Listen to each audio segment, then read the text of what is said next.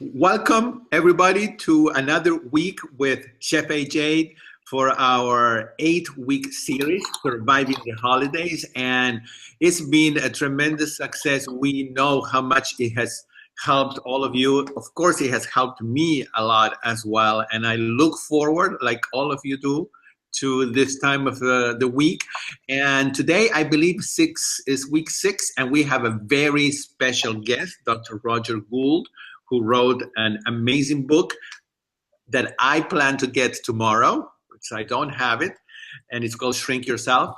And I want to introduce Chef AJ, who created this series, and we're all so thankful to you, Chef AJ, and you are in Los Angeles. So how are you doing tonight?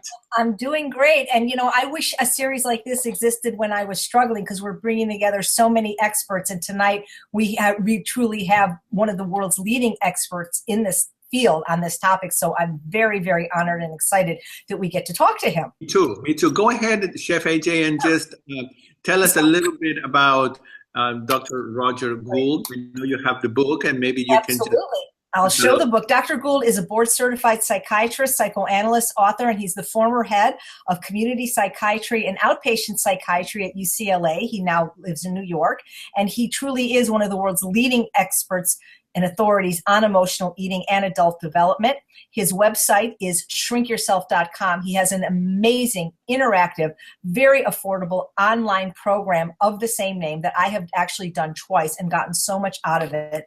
And he has this amazing book, which I truly recommend to everyone, called Shrink Yourself, such a clever title. And on page 13, there's a little quiz that you can find out if you are an emotional eater. And I really do welcome you. Thank you so much, Dr. Gould, for being here. It's such an honor to be able to talk to you. Thank you, AJ.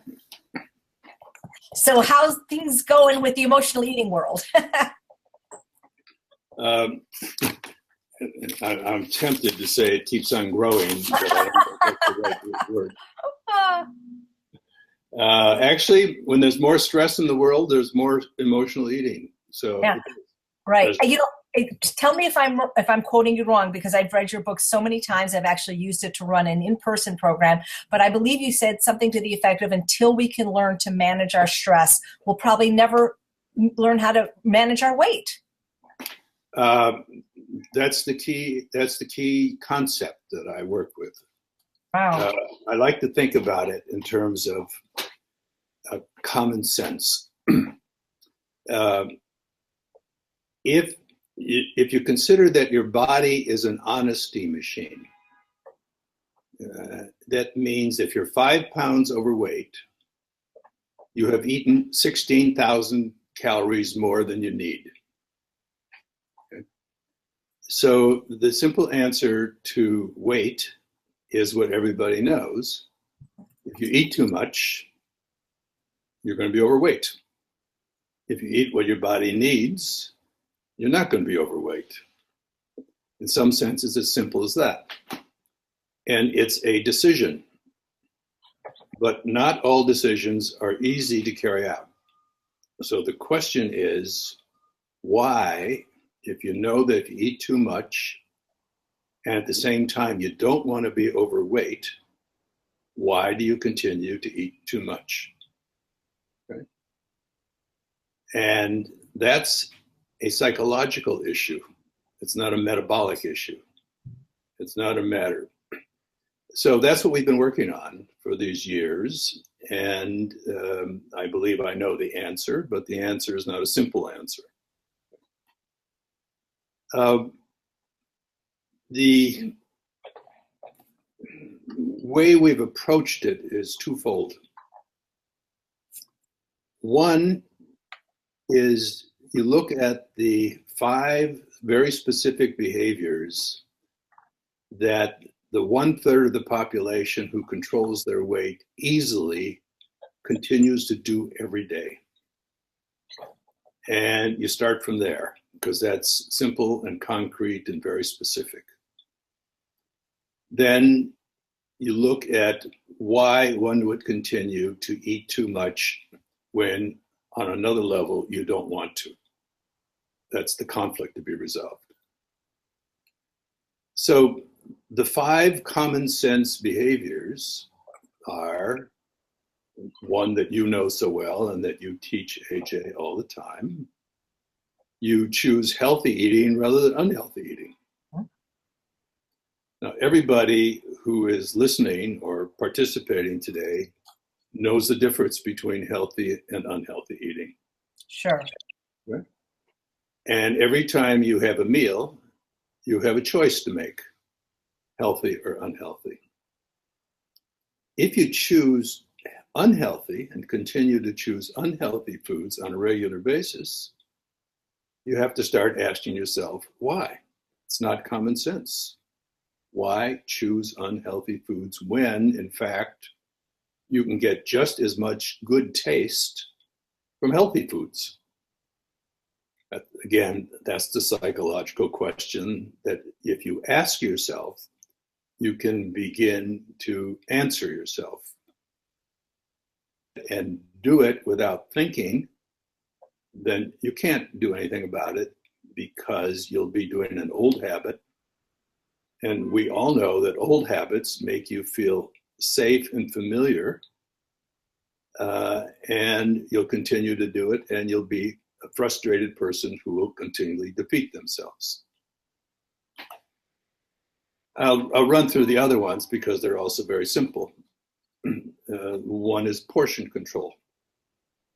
And I remember we did a seminar together and found out that people who were eating healthy were still gaining weight because they ate so much of it. So you can eat a lot of healthy food and still gain weight if you don't watch your portion. So why do people use large portions? Well, one reason is the obvious. That's what they're familiar with. Maybe that's what they learned at home. That makes them feel familiar with their eating habits. But in fact, it doesn't work. And again, if you pay attention to it, you can recognize the conflict and begin to make alternate choices. The third is exercise. And again, we all know you have to have a certain amount of exercise. The fourth is the most interesting, which is being honest with yourself. People who control their weight don't wait till they're 5 or 6 or 7 or 8 pounds overweight to do something about it.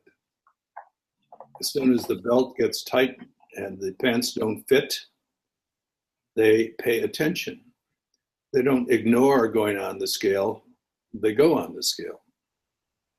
They admit that they've slipped and they do something about it and they take it. And so it's part of having an honest conversation with yourself. The fifth one is bouncing back. Everybody slips up. And going to the holiday period, most people are going to slip up a number of times. But that's not a crime. And it's fun to slip up. And there's nothing wrong with it. Okay? Especially, but if you're honest with yourself, you say, I slipped up. I even chose to slip up. But now I can bounce back. And there are various techniques of bouncing back, again, that people know. So if you just take those 5 behaviors and look at them, you can now have an opportunity to query yourself and look at the components of a bad set of habits and make some simple decisions about what you're going to do. I was going to mention this later, but I'll mention it now. We had been working for this last year with IBM Watson, and we have just finished an app that's called SAM. And it's an app which literally you can talk to it, and it can talk back and understand, and you can have a conversation. And one half of the conversation is about these 5 behaviors, and it helps you think about them and sort them out. So the next step in that whole process, besides recognizing them, is to breaking them down into bite sizes. And what we have done is we help the person in this app go through those 5 common sense behaviors and sort out what they are doing well already that they can be proud of and build on, what they're ready to change, and what they're ready to change, they want to change, but they're not quite ready to change. Now, the purpose of this is simple. People only change when they're ready to change. And you don't change big things, you change small things. So by breaking the components down like that, we give the person an opportunity to choose the one thing they want to work on for 3 days. And it could be as simple as identifying and watching yourself when you're making a choice between healthy foods and unhealthy foods. And for 3 days, promise yourself to try the healthy foods. Then we check in with you and see how you're doing. Then we give you information about that particular piece of behavior. Hints, tips, all the things to make it a spotlight. When you do that, you are now in the process of making your own eating plan, which is the goal. You can't abide and obey someone else's plan for you for very long. You can do it if you join a program and there's a lot of support and it makes sense and there's some group pressure and you're gung-ho, you can do it for a while. But the reason diet plans fail is because it's not your plan. If you're going to change your eating behavior for life, it has to be your plan. So that's what we do. We check in, we help you identify, we help you keep score, and we help you create your plan on those 5. That's half of the program. So before I talk anymore about the other half of the program, why don't you ask some questions or see if there's any questions? Sure. Well, so far we don't have any questions from the participants, but you had just mentioned that there's some bounce back techniques. But what I found, Dr. Gould, is that when people do slip up, as you say, or relapse, like some have already done so on Halloween with that innocent little candy, they don't bounce back. So in other words, if they eat one cookie, they say to themselves, well, now I've blown it. I ate a cookie, I may as well eat the whole box. And this continues literally from Halloween until January 2nd, at which time they've gained maybe 10 pounds. And it seems then it's even harder for them to get back on track. Okay, see, that's a good example of the other half of the program, which is people who are addicted to food and see food as relief. Now you can take this during the holiday period, are always looking for excuses to do it because it is a conflict and you have 2 sides of your brain working against each other. One side said, I don't need to eat too much, or I don't want to eat too much because I don't want the extra weight. The other side says, I need to eat too much.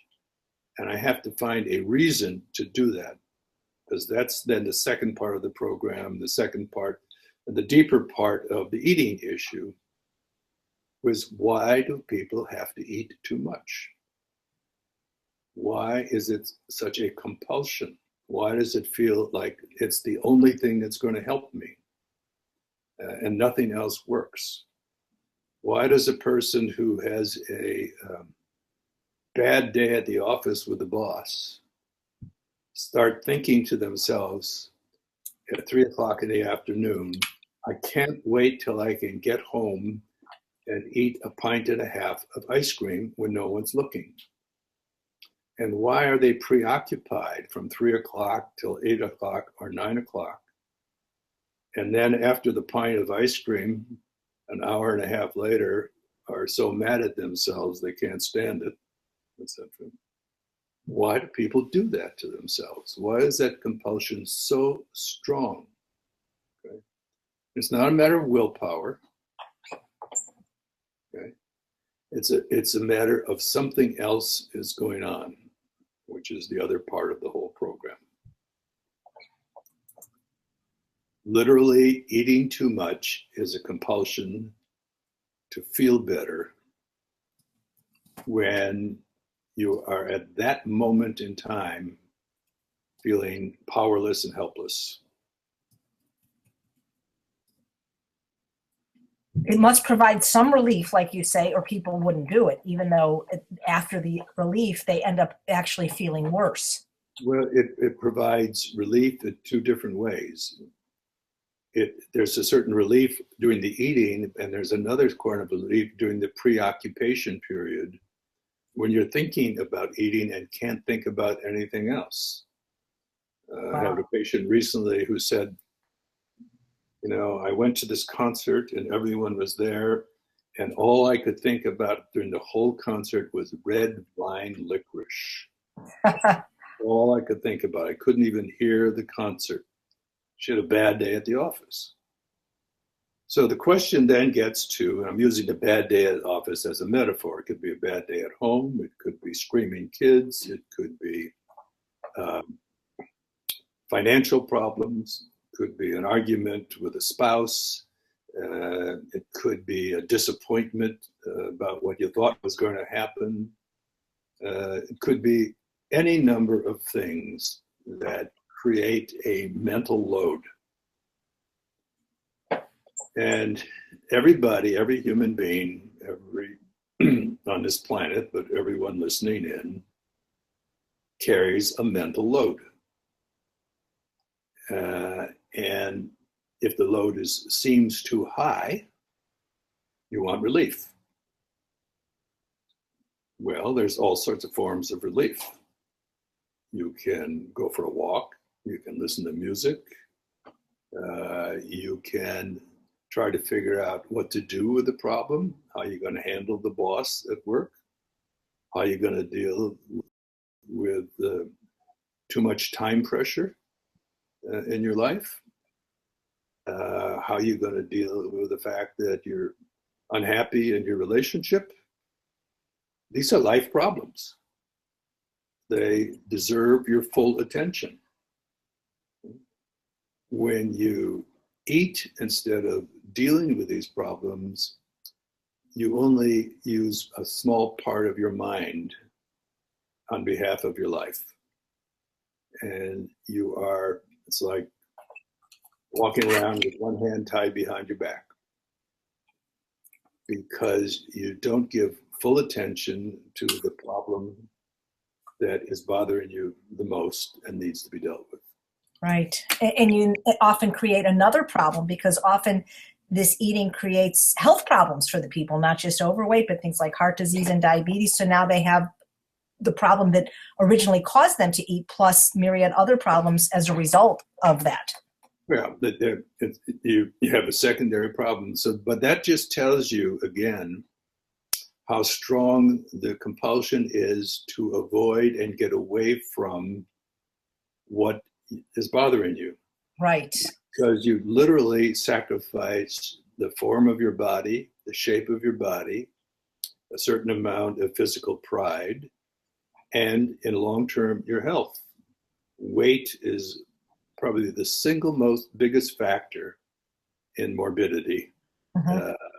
And it's so expensive for the individual and for society. Yeah. Can you, we had a question from a participant, because you were talking earlier about bounce back techniques. What are your favorite bounce back techniques that either you have used yourself or recommend to your patients? Yeah, well, we have a number of them listed, and they're pretty standard and common. You could exercise more the next day. Mm-hmm. Right? You can skip a meal. Mm-hmm. You can eat less for 2 days. You can make a variation of all of those instead of combination. So they're not hard to figure out. Okay? It's the decision to do it, which goes back to the honesty with yourself, which is again the critical factor, which is, I slipped up. It's not the end of the world. It's repairable. Okay? It doesn't mean I am helpless and I'm going to have to continue to do this. I have a choice. There are 3 or 4 things I can do. Mm-hmm. One of the things we ask in the other part of the program, which I'll talk about in a moment, which is, instead of eating too much and you want something right now and you want a good taste, you said, why don't you give yourself a controlled treat? So we ask the person if they think they can do that. And then we have a conversation with them in this new SAM app. And the conversation goes like this, which is, okay, what do you want to eat right now that you think is a controlled treat? And how much? And they answer, and then we say, and how many calories would you guess that is? And they say, well, it's 400 calories, or whatever they say. Then we calculate that for them. And they say, at your weight, if you were going on a treadmill and wanted to pay for those 400 calories, it would take like about an hour. It would take you about an hour, 45 minutes to an hour, etc. Are you willing to spend 45 minutes on the treadmill for that? No. For those 2 donuts, right? So you break it down into a real-time, immediate decision where you engage the person in their intelligent thinking process.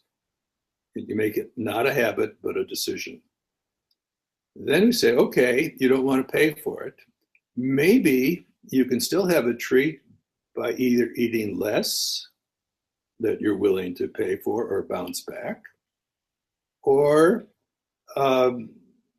if not paying less, maybe you can choose something else to eat instead of that, which is also a good taste that has less calories. Uh-huh.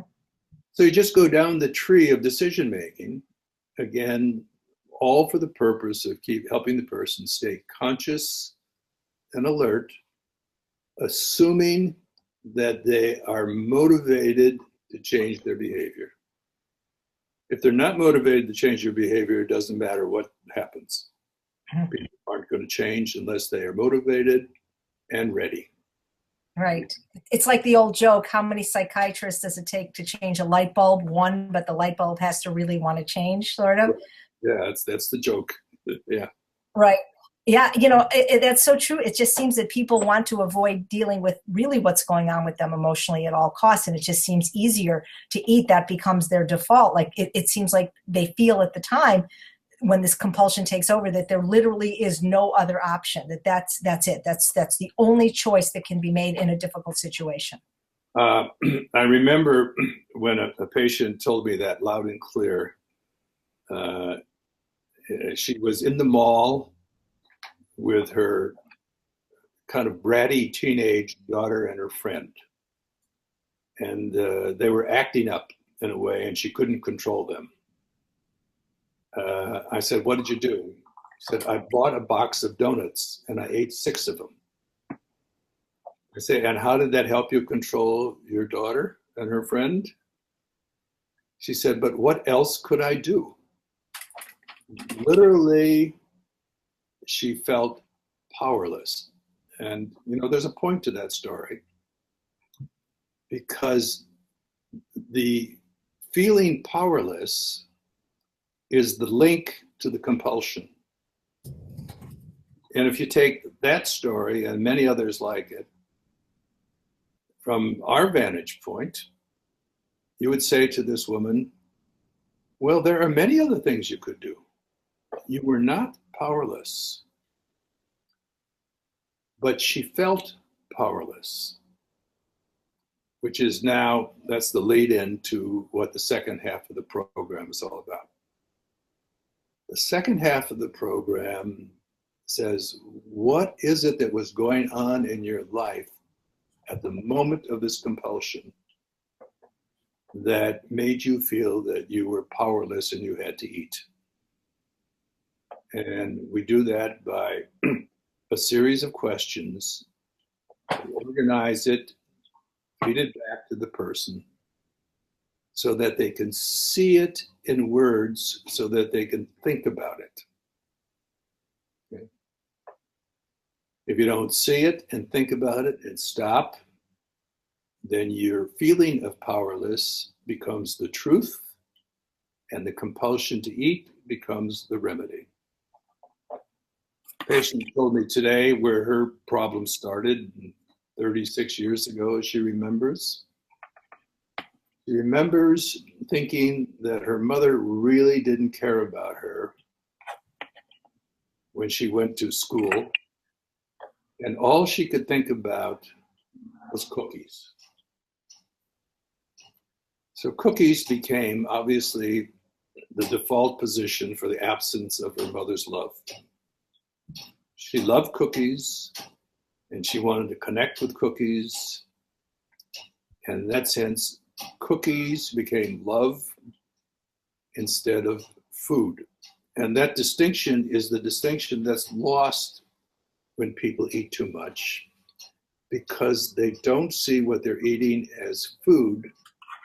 They see it as relief from a load that made them feel powerless at the moment. I'll tell you what we do with that. I've had so many patients tell me that at the moment they had to eat, they felt totally powerless and saw no choice, because what was bothering them seems an impossible load. I said, well, what was it the next day? Let's go over this. And they would say, you know, the next day I was thinking, why did I eat so much? Because it wasn't as bad as I thought it was. And I say, could you handle the same things today that made you feel powerless yesterday? And the universal answer is always yes. I could manage it. I could work on it. I could do something about it. Which is just another way of helping people see in their own experience that feeling powerless was actually a false piece of information. Okay, and if you want to know what the culprit is to an addiction of any kind, it's the belief in a false piece of information that you can't handle your own mental load. We can stop right now because I've told you everything I know. Okay, great. Well, I do have a few questions from the participants, and feel free to answer them quickly, or I don't mean quickly, but as quickly as you want, so we can get to as many as possible. So Suze wants to know if you prefer people to start treating themselves with non-food rewards rather than food rewards. I don't think it's a matter of rewards. See, I think rewards and willpower is the wrong way to think about it. If you have a heavy mental load today or tonight, if something happened and someone said something that you're very sensitive about, if you suddenly feel your life is not going to work out the way you thought it was going to work out, if you're feeling stuck, okay, you have to look at that and figure out how you're going to make your life work better. If you say, because of this, I need a reward, you're not talking sense. You're talking sense if you say, I would like some relief from this. Relief could be any number of things. Again, you could take off and listen to music for a half hour. That would give you plenty of relief. You could go to the gym. You could do mindfulness exercises. You could talk to your friend. You could take time out and go to a movie. You could do all sorts of things. And people do need relief from the load, because especially in this modern life, we're all carrying a lot. Okay? So this is not draconian, not saying, you should not have any relief or comfort or pleasure. Okay. But you need to think about it the right way. Okay. And if you're saying I need a reward, give yourself a reward. But is food the reward, or is food the bad medicine that's going to make it worse? Yeah. I think of it now as more of the punishment. The cute clothes are the reward that you get to buy, Thank you, Dr. Gould. Mary says that for those of us who have used food to feed the soul in the absence of parental love from a very early age, what are some things we can do to retrain our brain not to think food as replacement for love and affection? The very best thing you could do is to get love and affection in your life. Okay? And the reason, again, I think is obvious. If you didn't have enough when you were a child, and there are a lot of reasons why that could be true or is true, that was then. The remedy is not the pain of the past. The remedy is making your love, intimate life work better. And so many people either don't know how or are afraid to try fully because of past rejections. But in fact, and then when they gain weight, the weight becomes an insulation against relationships, becomes a barrier to intimacy. It erodes one's self-confidence. So you don't want to try, and it becomes a vicious cycle. Again, I wish I had easy answers for you, but the basic answer is everybody has to make their life work now. And now is right now, and the next step.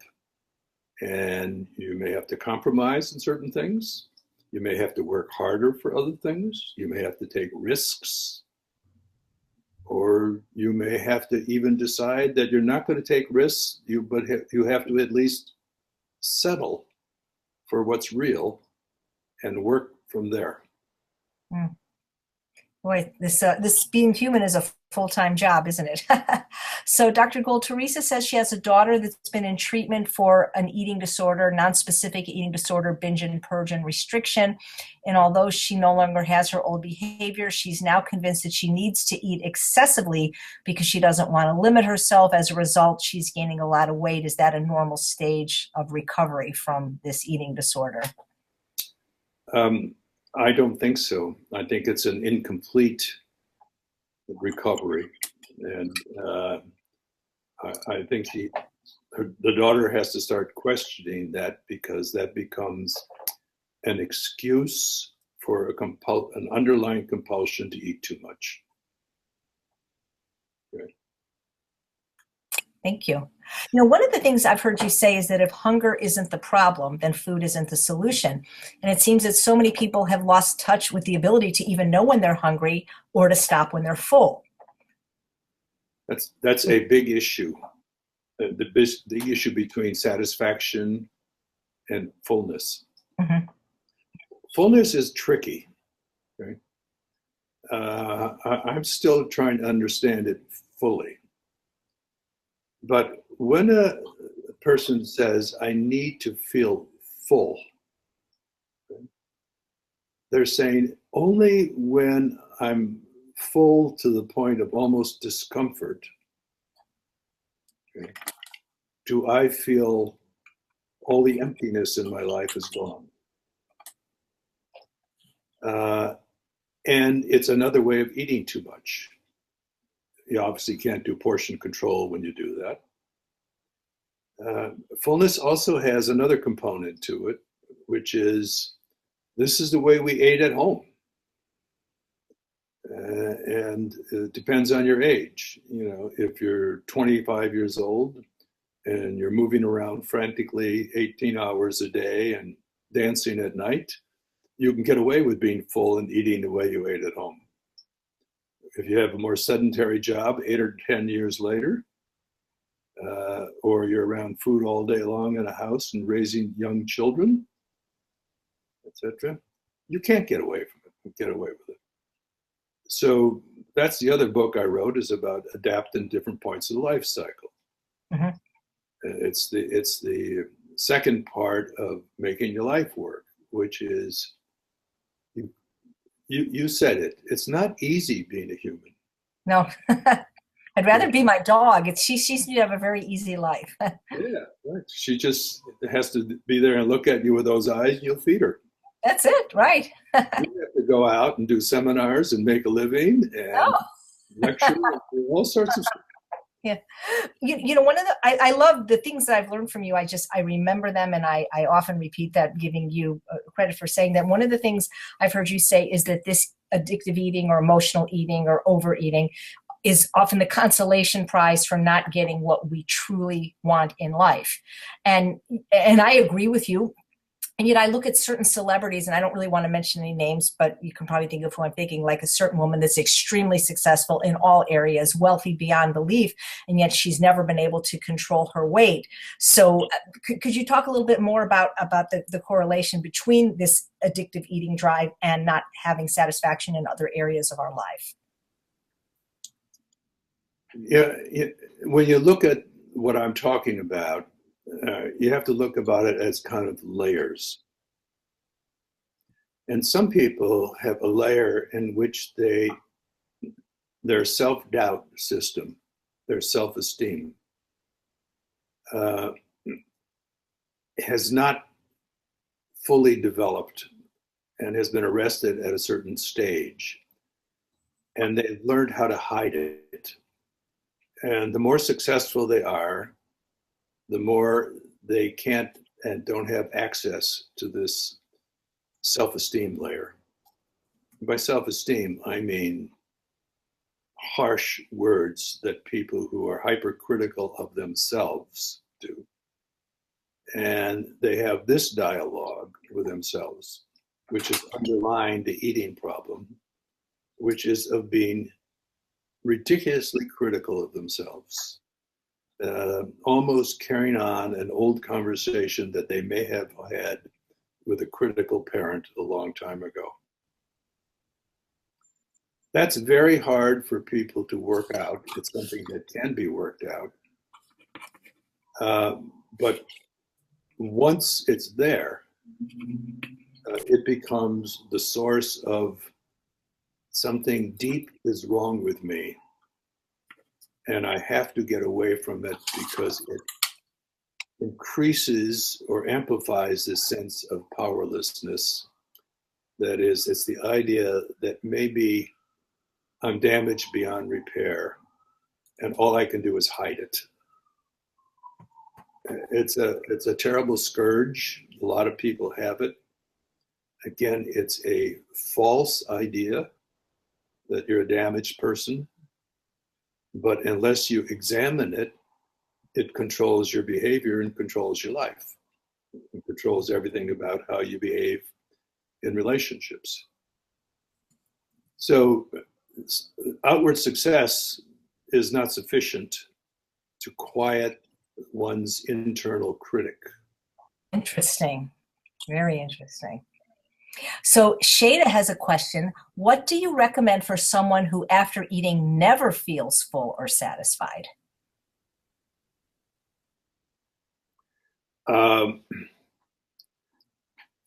She's answered her own question, which is, if you never feel satisfied, even with eating or full, etc., then you have to look at this part of the psychology of saying, why do I feel so hungry for something?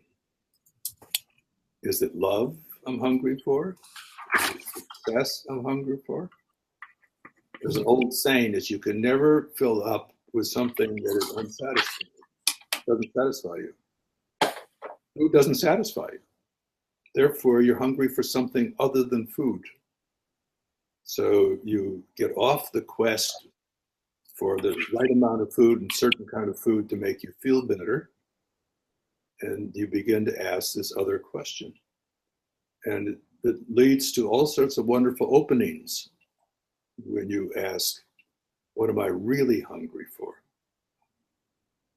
Profound question. Could I ask you a question, Dr. Gould? Sure. When you something that interests me when you mentioned the how people eat too much, and that may be a problem.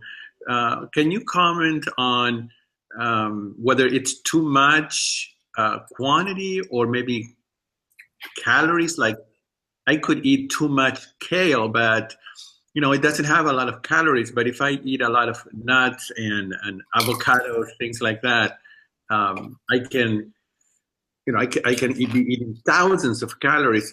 So is there a difference, or are you saying too much of anything? No, too many calories. I'm going back to your body's an honesty machine. You can fool yourself and say, well, nuts are healthy, but nuts are full of calories.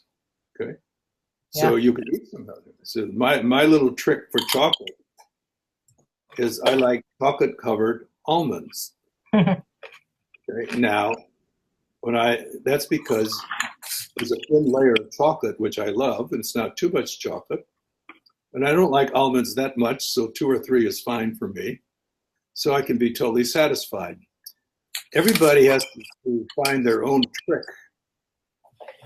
And that's going back to the fact that the program we're talking about is a program designed to help you design and figure out and make smart decisions about your particular plan of how you're going to do it. You could say I'm going to eat a lot of kale, but although I'm not a great fan of kale, I'm clearly not a great fan of a lot of kale. Okay, but I like a variety of things and things like that. So you make your own plan, you make your own decisions, but intelligent decisions. But you're keeping in mind the 5 principles, which is eat healthy rather than unhealthy. It doesn't mean, for instance, that every so often go out and have a great big juicy hamburger, which is there's no reason that I can see that a person making intelligent choices should ever feel deprived. To have a little of everything you want. And you can mix it up in such a way with a premise. I don't want to feel deprived. Part of it, when people go on a diet, someone else's diet, other people eat and they say, I can't have that, and I can't have that, and I can't have that. And now you're feeling like an outsider, deprived, and it's not very long, you'll break your diet after that. So it has to be an individual diet based on the sound 5 simple principles, the everyday decisions that make those decisions, those principles work and make them real. Working on what you're ready to do, one piece at a time, and do it. And none of these things, none of these behavior change like this happen overnight. You have to do it and keep on being mindful of it and doing it. And it has to be something that you do in a dose that's sustainable, not just kind of doing it, a lot for 2 weeks and then getting tired of it and quitting. It has to be built into your life, but at your pace, through your smart decisions. I think that's the only way. It's been shown over and over that diets just don't work. Yep. Dr. Gould, a lot of the other thing I would just like to emphasize before, if you don't mind, again, I like to talk in big principles because it's easy for people to remember the principles. Just remember this. Everybody who doesn't like the weight they are at has a conflict with themselves. They have to resolve that conflict. What we're offering is one way that they can resolve that conflict. They can find other ways through therapy or through mindfulness or prayer or anything. but they can't ignore the fact that they have a conflict. And the only way to solve a conflict is to feel the conflict, not say I have a conflict, not go from one side to the other and the kind of the ping pong and say, okay, today I'll eat well and tomorrow I won't eat well. That doesn't solve a conflict. That's just going from one side of the conflict to the other side of the conflict. Solving a conflict is that when you are feeling I am in conflict, what am I going to decide to do? It's my choice. And most of the time make good decisions, and some of the times make bad decisions, and then you're on your way. But it has to start with admitting I have a conflict. No one did this to me. No one else can fix it. It's my conflict I have to own. Great. Thank you. Dr. Gould, we have people that are following whatever their particular eating plan is, and they go to these holiday parties where there's an abundance of food, maybe foods that they don't want to eat or eat a lot of. And they're in a situation often where they're women and they're very accommodating, agreeable, people-pleasing, if you will, type of people. And someone will have something that maybe they really don't want to eat that's not on their particular food plan, and they'll say, but I made it just for you. Come on, one bite won't hurt. And then they end up eating something that they had intended not to eat just because they don't want to hurt someone's feelings. Do you have any advice for people in that particular holiday situation? Yes, they can go either one of two ways, and both of them can work. One is a simple honesty statement saying, thank you very much. It was so nice that you made that for me. I really appreciated it. But right now, I've decided not to have during this holiday these kinds of foods. That's a simple, honest, direct statement. Sorry if I hurt your feelings, etc., but I think this is best for me. So that's one way. The other way is to eat a little of it and enjoy it. Eat a taste. Don't say, oh, now I broke my diet. Now I have to eat all of it and a second and a third and use that as an excuse. Either one of those will work. Fantastic. Thank you. How important do you think our environment is to our success? Like, for example, if we're trying not to eat certain foods, having them in the house, because we have people that they don't want to eat certain foods for their health and weight, and yet they buy them for their children or their husband, and they're cooking them, and it seems to sabotage their success. Right. Well, that frequently happens, obviously. And I'm going to tell you that in issues where there's a temptation and an underlying compulsion, that only tells the person that they haven't yet resolved their conflict. You know, the simple case is with people who smoke. There are people who've smoked 2 packs of cigarettes a day. One day, for a lot of reasons, there was an inflection point. They said, I'm not going to smoke anymore. Yeah. And they never had any withdrawals. They stopped smoking. How many people smoked around them? And they began to see smoking as something dirty. There was the ashes, there was the smell, there was a smell on their clothes, there was a stain on their hands, etc. And they couldn't imagine why they ever did it before. Okay, but change actually takes place in about 30 seconds. At those 30, but you got to lead up to those 30 seconds and get to the point where you say, you know, I've made the decision. If you've made the decision, it's easy to find a way of telling the hostess, you know, I've made a decision. You're not being defensive. You're not being offensive. You've come to that point. And that's when people lose weight and keep it off. When you've come to that decision, and that's the point where I say, food has become food again. It's no longer medicine. Right. When food is medicine, you have no choice but to take your medicine every time you're feeling powerless, even if it's false powerless. When food is food, you make smart choices and you control your weight. Absolutely. Julie has a question. Why is it that food seems so much more potent in terms of providing relief for us versus, say, mindfulness, or like you mentioned, listening to music? Is it because of the chemicals in the food? Okay. Well, you start out with the fact that food does make you feel better.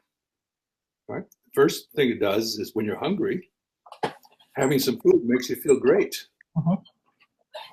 Do you know that I just found this out recently? Do you have any idea how many calories a day your brain requires? Nope. 500 calories a day. There's no moving parts in your brain.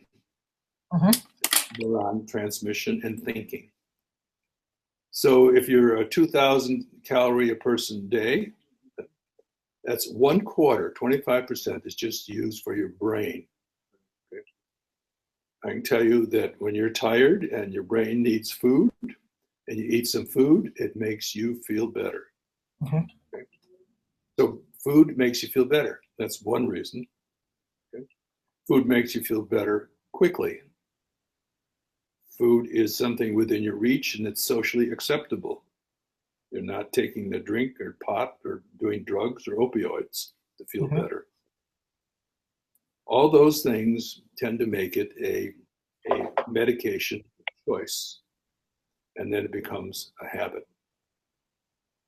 The deeper reason is that food made you feel better in the context of being fed by your mother and father. Food was part of the love and caring relationship between you and your parents. So food not only made you feel better, it made you feel safer, and it makes you feel loved. So underlying there is a quasi-love relationship with food. And all those pieces and parts contribute to dealing with the past and not dealing with the present. I mentioned the book on adaptation. Question is, how do you make yourself feel safe and loved right now in real life, rather than creating the temporary illusion of being safe and loved by using food as a medication? Yeah, how do we do that? That's everybody's task. How do you get to feel loved, AJ? Well, I mean, I love myself first and foremost. I take care of myself. I do these things like mindfulness, meditation, exercise. I do volunteer work. I do things that make me feel good. I have a dog. I have a husband. I'm very lucky that way, I guess. Okay. And sometimes when your husband is not his best self and he's a little annoying. Yeah. Then I go to the dog. What do you do? I go to my dog. My dog always loves me, you know? That's right. Okay. And then when you go back to your husband, what do you do? Oh, hey, Dr. Gould disappeared.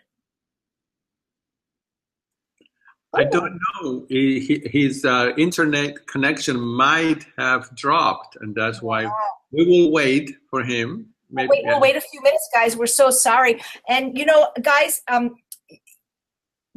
as you know, not every speaker that we're interviewing is whole food plant-based, and that's okay, because I still believe that they each have something to offer. One of the pieces of this bigger puzzle of Kristen said she knew I was going to mention my dog first. That's hilarious. Of discordant eating. And so, my feeling is, and I learned this from Louise Hay, if you get even one sentence out of this webinar or a book you read that helps you, it's been worthwhile. And I was taking notes, by the way, this whole webinar, and I am going to read his book again. It's a really good book. And while he may say things we don't agree with, like eat a hamburger now and then, what I really like about Dr. Gould is he doesn't have an eating plan, which means whatever your eating plan is, whether it's the ultimate weight loss as designed or your own tweak of it, it will work with the principles in his book. And I mean, his book is probably $15 on Amazon, so I would really recommend you get it. And maybe at some point when my life calms down, we could even do a book club on this book, because it really, really, truly is a good book. I used to use this book in my in-person classes. It's so good. I've read it about 2 or 3 times. But for those of you that need help immediately, his online program at shrinkyourself.com, which I don't know what it costs right now. He gave us a deal once in UWL. It was $15.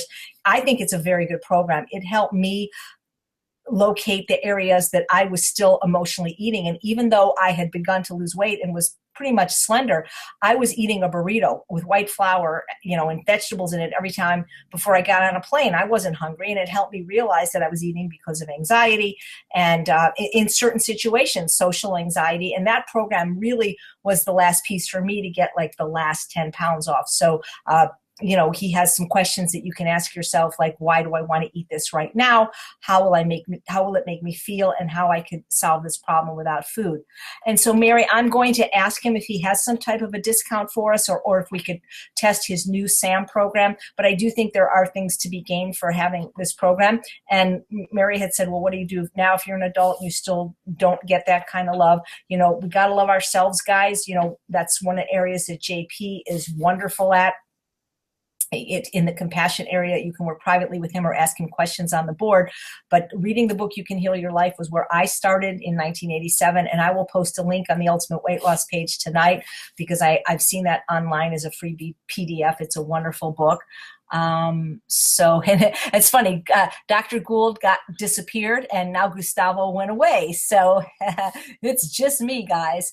Come back, Gustavo. Yeah, husband and dog missing. Oh my gosh.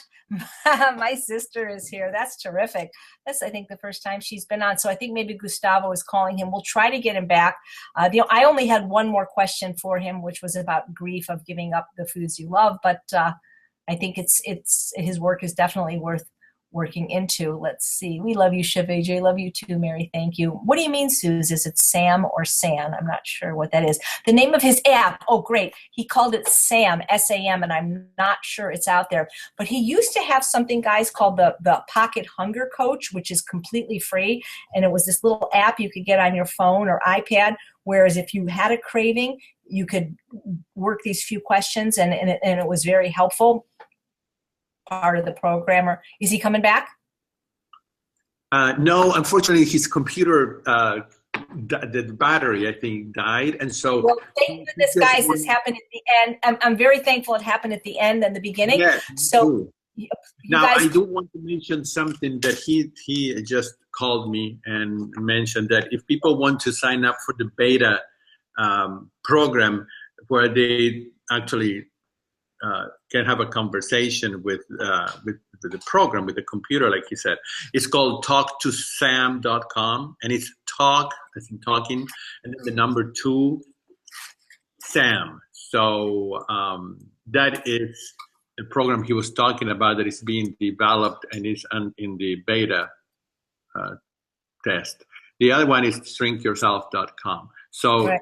I'm just typing it. So it's talk to Sam. Yeah, Teresa just typed it, and we'll announce it on the UWL page. And thank you, Amy, for your acknowledgement of introducing you to wonderful speakers, because I think that my job is to give you guys information, and at one point you need to make decisions. Right. Because we've had some wonderful speakers, and of course they maybe not agree with us 100% on the diet style that myself and Gustavo and Dr. McDougall and Dr. Lyle and Goldhammer follow, but they have some missing pieces of the puzzle that I think you'll find helpful. If you did not watch Dr. Peak last week, she was absolutely incredible. I really do encourage you to rewatch that or watch that. And just today, Gustavo, I listened to the first one with Dr. Iflin, and boy, was that a good one. Some of the stuff she said, especially about the environment and queuing. So I hope you guys are enjoying this holiday series. If you are struggling, I sure hope it's helping. And, you know, the main thing is if you get off track, just get back on. Don't wait till January 2nd. And Jean, you're very welcome. Gustavo and I love doing this. We love bringing you information. And are we having another cooking webinar? We don't know yet. December 10th, maybe, or? Yes. I think we are. We are. Well, that's like this weekend. Wait, we never announced it, though. It's this weekend. I don't think This we have time. weekend, yes. Yeah, but we Well, never it's the told same. anybody. It's the same webinar for the holidays, but you and I are going to be logged in. Right, but So- do people know about it? That's the thing. Because Charles, we didn't tell anybody, did we? No. Oh, I thought that you did. Okay, well, we need to get the word out. Yeah, we better get the word out, guys. And if you watched it before, you can watch it again. So Bailey, come here, say goodbye to everybody. Guys, if you don't have enough love in your life, I can tell you, you can get it at the shelter. It's right here, available for you right now. So I'm going to eat my carrot now. Gustavo complained that I was making too much noise. So, okay, guys, thank you so much, and we'll see you next week. We have 3 speakers next week, and then on the final week, we have Dr. Doug Lyle. So it's been a wonderful series, and we sure appreciate you being here for it. And tomorrow, I'm interviewing Dr. Doug Lyle, and it's an open Q&A question. So if you have questions, email them to webinar@drmcdougall.com, and we will try to fit them in. Terrific. Thank you, guys. Thanks, Gustavo. All right. Thank you, AJ. Take care. Pleasure. Bye. Okay, bye-bye.